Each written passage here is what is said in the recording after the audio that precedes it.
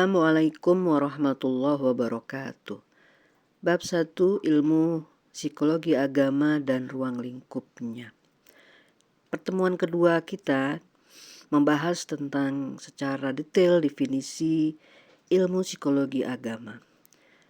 Pendahuluan di tahun 2026 ini, pertumbuhan dan perkembangan manusia berjalan dengan sangat pesat. Periode revolusi internet menjadi momentum perubahan kejiwaan manusia. Akses informasi yang mudah didapat melintasi negara, benua, dan peradaban manusia bisa sampai di ruang pribadi dalam gawai yang dimiliki tiap individu. Maka itu akan ada dampak ke dalam jiwa, di dalam sensor motorik kita, sebagai bagian yang tak terpisahkan antara jiwa dan keyakinan. Terlebih lagi itu dibahas semua dalam ilmu psikologi dan ilmu agama. Pengertian psikologi agama ada 5 poin.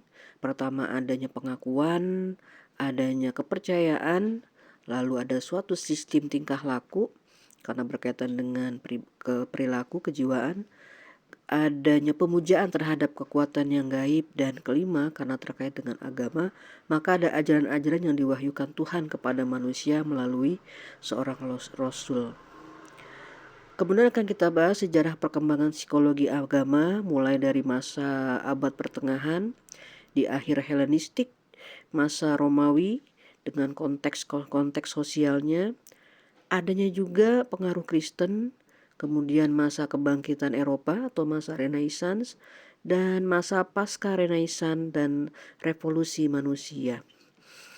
Tak lupa juga di negara Indonesia kita memiliki sejarah psikologi dengan dipelopori oleh seorang guru besar Fakultas Kedokteran di tahun 1950.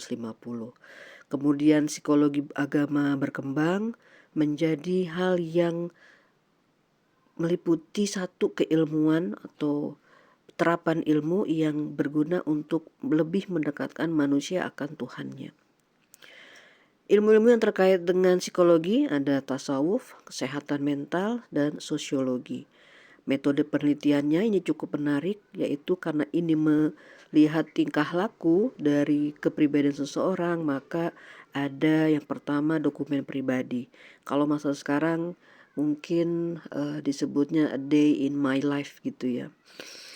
Dokumen pribadi ini akan mencatat hal-hal yang terkait dengan peristiwa-peristiwa hidup yang bahagia, sedih, dan juga peristiwa-peristiwa hidup yang dinamis. Dengan beberapa teknik nomotatik, teknik analisis nilai, teknik ideologi, teknik penilaian sikap, dan kuesioner. Kuesioner ini juga masuk ke beberapa kekhasan pendekatan, yaitu ada juga seperti tadi dibahas ya, nomotatik, analisis nilai, teknik ideografi, teknik penilaian sikap.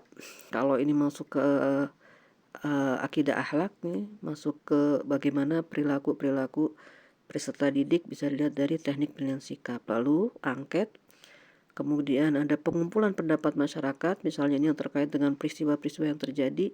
Kalau saat ini peristiwa penyerangan Amerika kepada negara Iran lalu dibalas kembali oleh negara Iran, lalu beberapa manusia mempunyai pendapat terhadap keyakinan atas peristiwa tersebut. Lalu ada skala penilaian, rating scale, wawancara, itu juga banyak ada di podcast.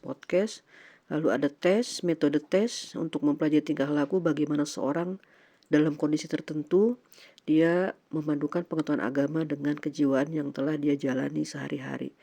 Lalu ada eksperimen, observasi, pendekatan terhadap perkembangan, metode klinis, beserta proyektivitasnya, dan studi kasus. Inilah uraian tentang bab 1, ilmu psikologi agama dan ruang lingkupnya. Beberapa pertanyaan, catatan, komentar, silahkan ditulis di bawah ini. Yang belum subscribe, tolong di subscribe, like, comment, and share. Terima kasih.